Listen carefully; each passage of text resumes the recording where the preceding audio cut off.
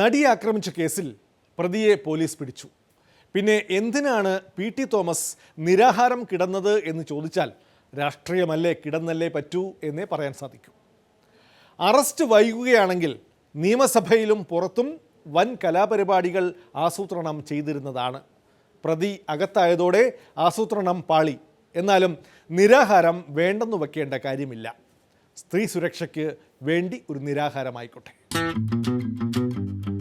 అందం విట్టు నొక్కి గ్రామమావే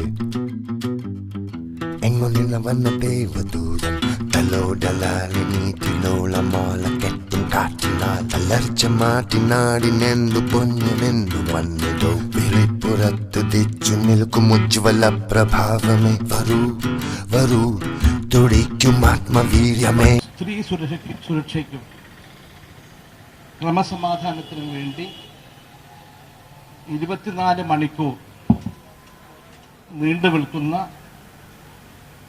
നിരാഹാര സമരത്തിന് നേതൃത്വം കൊടുക്കുന്ന നമ്മുടെ എല്ലാം പ്രിയപ്പെട്ട സുഹൃത്ത് പി.ടി. തോമസ്. കാണാൻ എന്തു രസം, കണ്ടാൽ കണ്ണിറയും കർമ്മം കൊണ്ടു കൈവന്നതായി.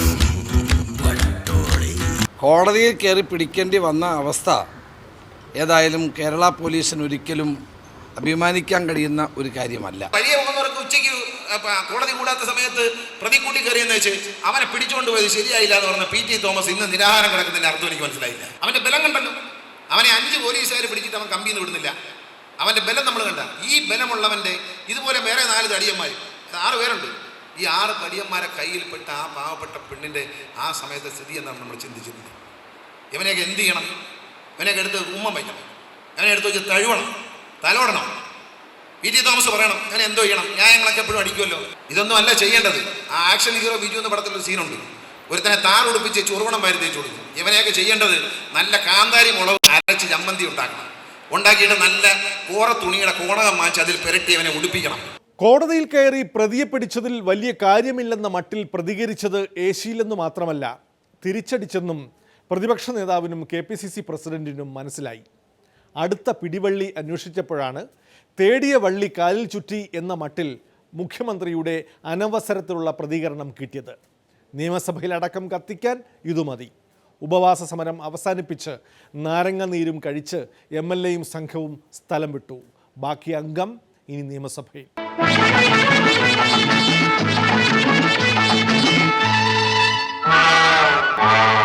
Cham cha cha chum cha cha chumar cha cha cha. Cham cha cha chum cha cha chumar cha cha cha. Cham cha cha chum cha cha chumar cha cha cha. Cham cha cha chum cha cha chumar cha cha cha. Cha cha cha cha cha cha cha cha cha cha cha cha. ഓരോ കമ്മിറ്റിക്കാര് പോയി, വെടിക്കിട്ടും കഴിഞ്ഞു. ഇനി ഞാൻ നിൽക്കണോ അതോ പോണോ സാറേ? സന്തോഷ സൂചകമായി തന്നതിനെ സ്വീകരിച്ച് ബാലകരാം ഞങ്ങളിതാ പോകുന്നു, ഞങ്ങൾ പോകുന്നു, ഞങ്ങൾ പോകുന്നു. വക്രദൃഷ്ടിയിൽ വീണ്ടും ഇടവേള. കാരുണ്യയ്ക്ക് വേണ്ടി മാണിഹൃദയം തേങ്ങുന്നു. എത്ര സോപ്പിട്ട് തേച്ചു കുളിച്ചാലും ഈ കറ മാറുകയില്ല. ഐസക്കേ